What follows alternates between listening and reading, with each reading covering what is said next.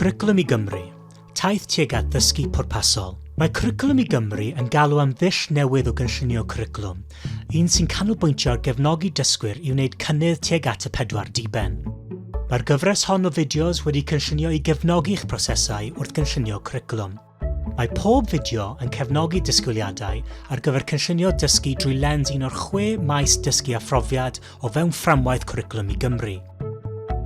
Byddwn archwilio sut y gellir gwella cynnydd dysgwyr drwy ddylunio profiadau dysgu a phwrpas, gan wneud penderfyniadau bwriadus ynghylch pam fod dysgu penodol yn bwysig ac yn deilwng o gael ei gynnwys yn ein cynllun cwricwlwm ar lefel ysgol.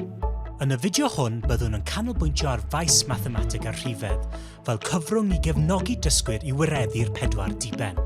Mae mathemateg a rhifedd yn sail i fywyd bob dydd. Mae'r maes hwn yn enyn diddordeb dysgwyr i sylwi ar y mathemateg o'i hamgylch. Mae'n ei helpu i ddeall bod rhifedd yn chwarae rhan hollbwysig yn ein bywydau bob dydd ac yn iechyd economaidd y genedl. Mae angen i bob thema a phrofiad o fewn y maes mathemateg a rhifedd fod yn ddifyr, yn gyffrous ac yn hygyrch mwyn datblygu gwydnwch mathemategol. Mae disgwyliadau Cwricwlwm i Gymru ar gyfer cynllunio cwricwlwm yn ein hannog i gynnal ffocws ar gynnydd mathemateg a rhifedd drwy'r 5 hyfedredd sy'n gysylltiedig ac sy'n dibynnu ar ei gilydd. Mae'r hyfedreddau yma sy'n dibynnu ar ei gilydd yn ganolog i gynnydd ym mhob cam o ddysgu mathemateg. Mae'r rhifedd yn golygu cymhwyso a chysylltu'r hyfedreddau hyn mewn nifer o gyd-destunau bywyd go iawn a hynny ar draws y cwricwlwm. Mae'r hyfedreddau, ochr yn ochr ar egwyddorion cynnydd, yn cefnogi dysgwyr i ddatblygu a chysylltu gwybodaeth, sgiliau a phrofiad o fewn y maes mathemateg a rhifedd a thu hwnt.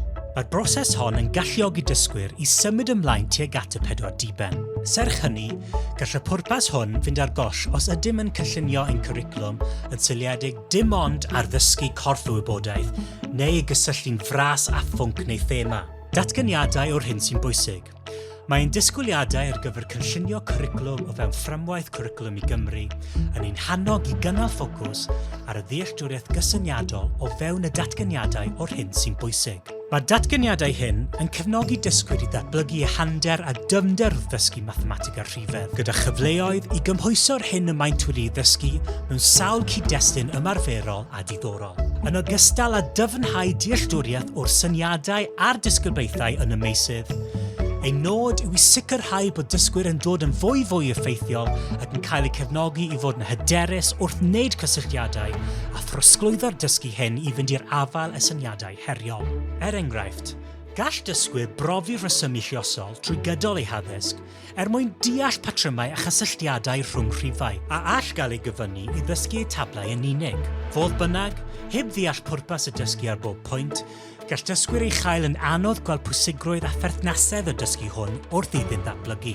Mewn dull sy'n cael ei yrru gan gynnwys yn unig, mae yna risg y bydd dysgwyr ond yn cofio'r gweithdrefnau maen nhw wedi dysgu ar gof, o bosibl gyda sgiliau, dealltwriaeth neu brofiad cyfyngedig ohonynt. Mae hyn yn ei gwneud hi'n llawer anoddach i ddysgwyr adnabod a defnyddio'r dulliau datrys problemau mathemategol cywir i ymateb i faterion byd go iawn.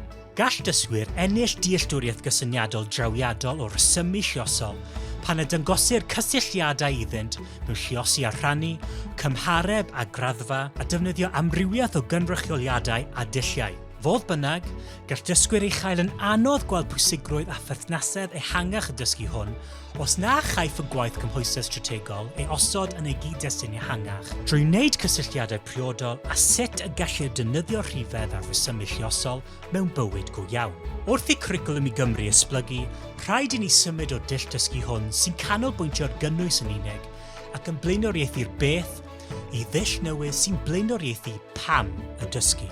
Mae'r dull newydd hwn yn cefnogi dysgwyr i weld perthnasedd a phwrpas ehangach pwnc neu fater drwy ei ailfframio fel enghraifft sydd wedi gynllunio i archwilio cysyniad, proses, thema neu gwyddo'r fwy. Mae hyn yn galluogi pob ysgol lleoliad i ddeall sut mae fframwaith cenedlaethol y Cwricwlwm i Gymru yn cael ei ddefnyddio i lunio dysgu sy'n adeiladu ar yr hyn y mae eich dysgwyr chi eisoes yn ei ddeall ac wedi brofi.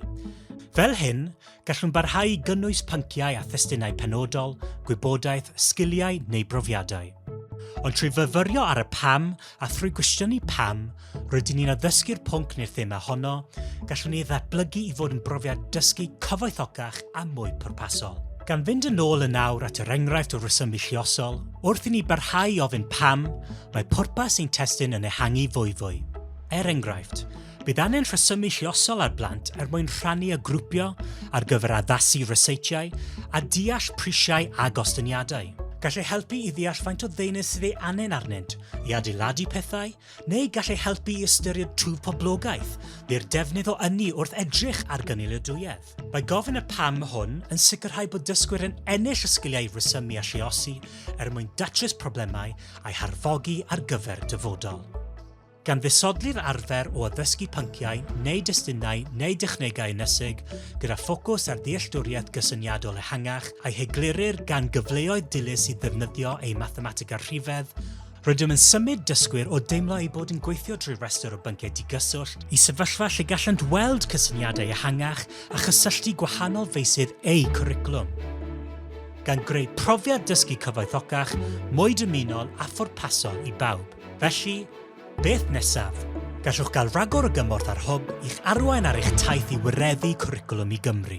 Mae addysg yn Hymru yn esblygu mwyn sicrhau bod ein pobl ifanc yn meddu ar y wybodaeth, y sgiliau a'r profiadau a fydd yn eu cefnogi nawr ac yn y dyfodol.